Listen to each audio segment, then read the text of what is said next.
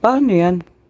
Ito, langis, use oil ng motor. May nakita kasi ako sa TikTok na tinatawag na tuya kalan. Ito na siya. Tuya kalan ang tawag dito. Yan. So, ka-symbol ko lang kanina. Subukan ko to kung totoo yung nakikita ko sa TikTok. So, ito, dagdagan natin ng konti. Yan. Ito ay, use oil to ha, use oil. Yan. Ito naman, bote. Ito yung, use oil ng motor ko.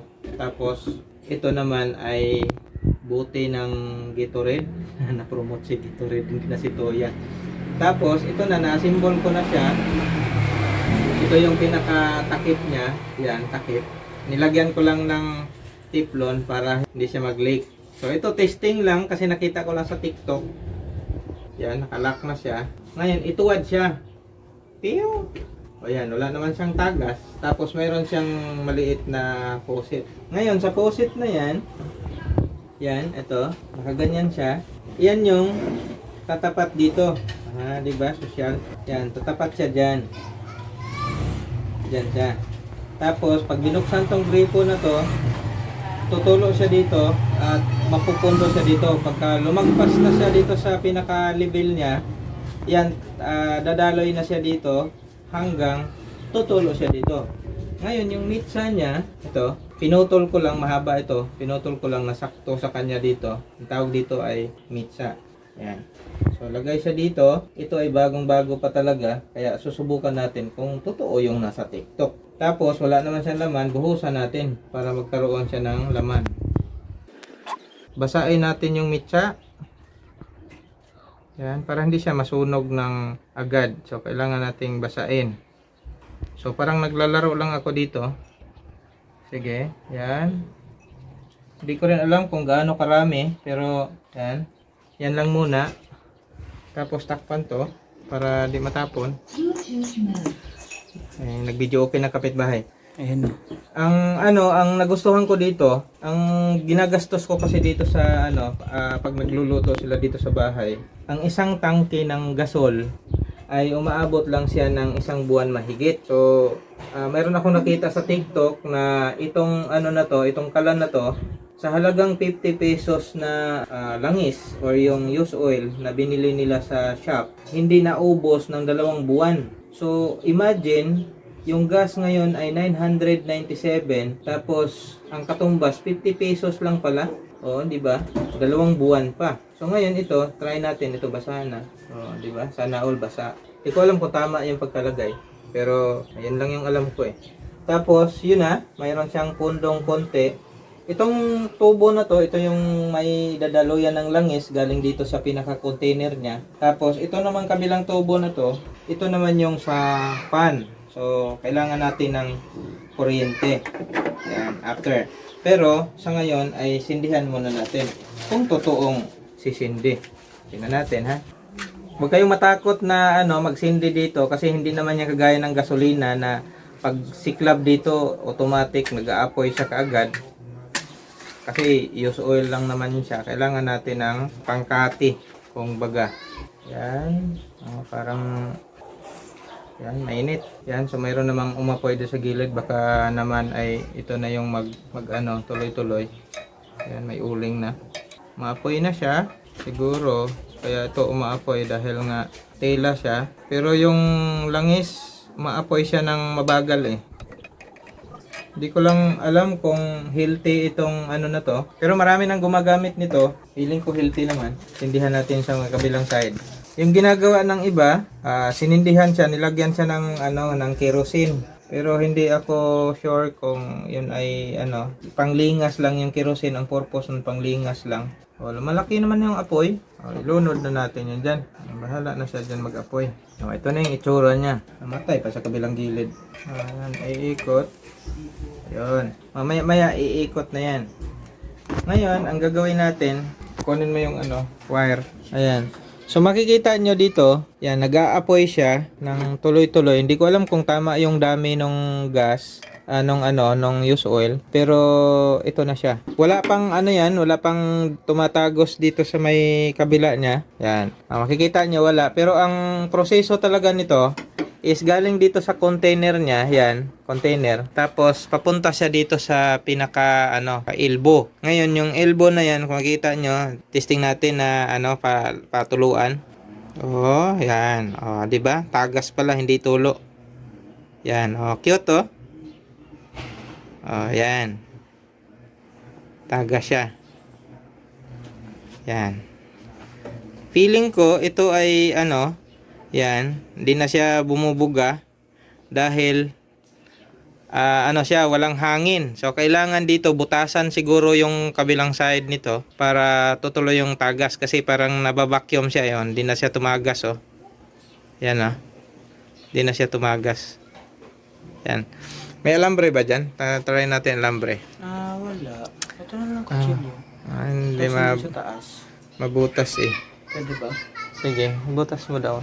Hindi, may na lang, yung, anong tawag nito, alambre. May alambre sa likod, tingnan, para makita lang. So, makikita nyo dito, lumakas na yung apoy. Yan. Yan. Ngayon, ang gagawin natin, mayroon tayong alambre, para makita lang natin na magkaroon siya ng butas. Kasi ito ay experiment ito. Gaya-gaya lang ba? Pero feeling ko tumatalab ito kasi nga ginagamit na ng iba. Marami na akong nakikitang gumagamit ng gito. Gumagaya lang din ako. Yan, medyo mainit na siguro to. Ibutas natin dito sa container. Yan. Yan, may butas na, di ba? Yan, may butas. Yan, makikita na may butas. Ngayon, dito sa may ibaba, try natin kung tatagas pa siya ulit. Oh, effective. Oh, di ba? Oh, dahil may butas na siya, yan, butas. Oh, dito, tagas. Oh, 'di ba? Effective.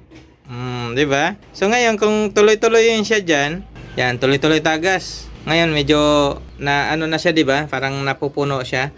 Ngayon titingnan natin dito. Pagdating dito sa loob na 'to, dito sa may dulo niya, yan. Hindi siya makita kasi may apoy.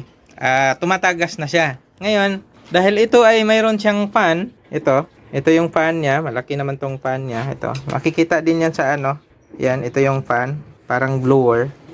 Tapos, nakasaksak na siya sa kuryente, yan, nakasaksak. So, try natin, paganahin ngayon. Try natin ha, ito na ba yung on niya?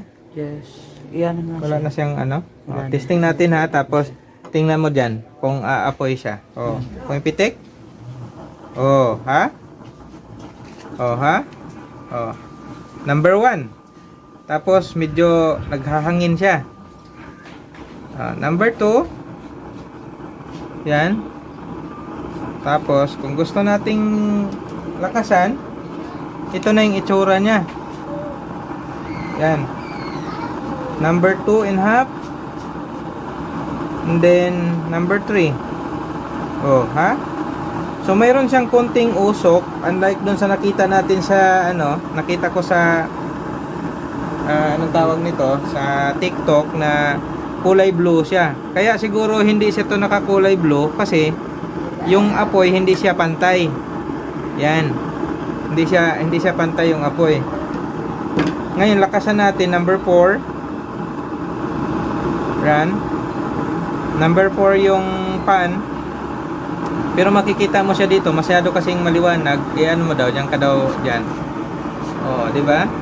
Yung usok kanina na marami, ngayon di na siya masyado, pero may natitira pa siya kasi mayroon siyang papel kasi na ginamit ko kanina. Pero siguro kung wala siyang papel, hindi siya gagamitan ng papel, wala siyang usok. Ngayon papatayin natin kung mayroon pang natitirang apoy, kaya dapat ang apoy talaga nito nakapalibot. Yan, oh, 'di ba? Pahinaan natin. So ang nagpapalakas ng apoy nito is yung hangin. Yung hangin na 'to, malaking factor. So hindi lang basta yung pinaka use oil, pero ang hangin nito, malaking factor din. So lakasan natin ulit. Number 2. Yan. Igitna natin yung pinakamitsa. Yan, hindi siya pantay. Tapos number 3.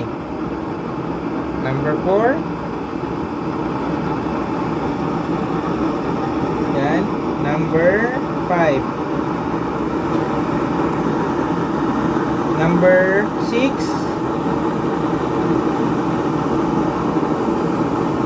Yan, number 6. 2. full. Number 6.5. Yan, naka-full na siya. Yan, ang lakas ng apoy. Yan, nawala na rin yung usok. So yung ganito siguro, medyo maliwanag lang kasi dito, hindi makita yung pinaka-apoy niya. Itong ano na to, paste na to is ito na yung pwedeng lagyan ng kaldero. Yan. So babalik siya dito. Babalikan natin yung tubo na to. Yan. Tapos yeah. Ito na siya. Tapos tagas. Oh, di ba? Ang galing. Oh, di ba? Ganun lang siya. Oh, di ba? So, titingnan natin kung gaano katagal itong maubos. So, makikita nyo kulay ano na siya? Kulay red kasi apoy. Te, baka gusto mong bumili ng ganito, te. Ito, tingnan mo. Oh, nasa yellow basket lang. Ito, yung kalan na ano, yung kalan na ito lang yung karga.